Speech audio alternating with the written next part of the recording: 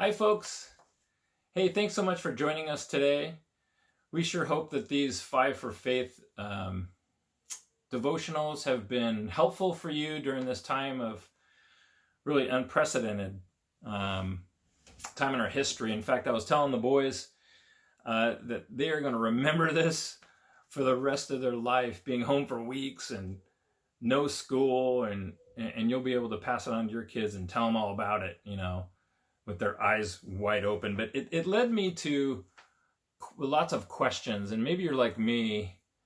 I've been asking a lot of questions, and that's why I labeled today's talk as why. Why, God? Why are we going through this? Why are you allowing people to lose their job, or having people in such despair? And what are we to do with our time? And all those kind of conversations are what we're having in our home. And some of those questions are real good and real relevant, and it makes us kind of stir and grow. But I was asking one of our seasoned citizens, hey, have you ever seen anything like this before? And he said yes. And what his answer was? I saw something similar to this, and it was the Great Depression. I said, wow, tell me more. He said, I remember as a 9-year-old boy that stores were closed and people were in despair and sad, and many people lost their jobs, and it went on for years. He recalls a time when he was standing in line with a soup kettle, and as he stood there, he was unsure if he would even get his soup for the day. And when he got to the front of the line, they would ask him, how many in your family? And that would determine how much volume he got in his soup pail. Occasionally they would give him bread too. But he likened our time now to that point in history that marks a time in our history that was not very good. It reminds me of King David. And during his kingship, and even before that, oftentimes he was led to places that were alone and in despair. He ran for his life. And he often questioned God, saying, God, why are you doing this? Or I'm so alone. And one of the phrases that is kind of splattered throughout the book of Psalms is this phrase, why so downcast, O my soul? Put your hope in God and bless the Lord, O my soul, for he's the lifter of our countenance, and I will never be afraid.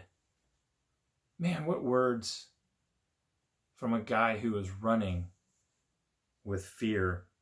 Perhaps you find yourself questioning your circumstances, maybe even questioning why God is doing what he's doing or allowing it to happen. And I think those are fair questions. But folks, one of the things that we've seen recently is a rise in folks that have so much despair, maybe even something not even worth living for anymore.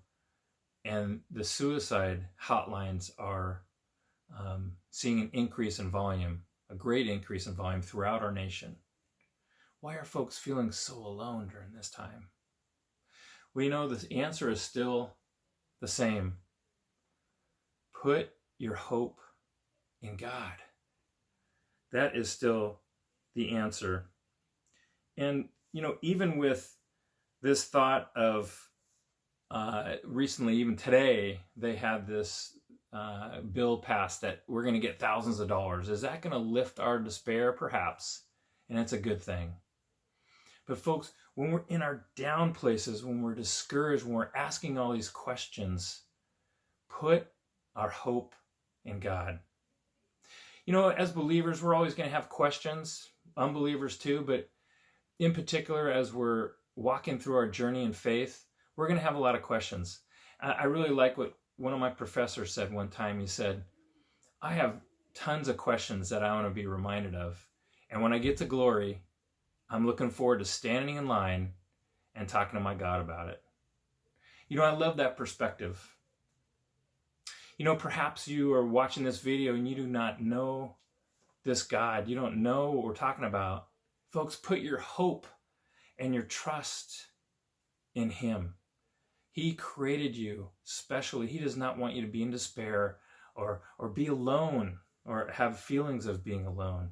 He loves you. He created you. And there is no one like you on earth or never will be. So put your hope in him.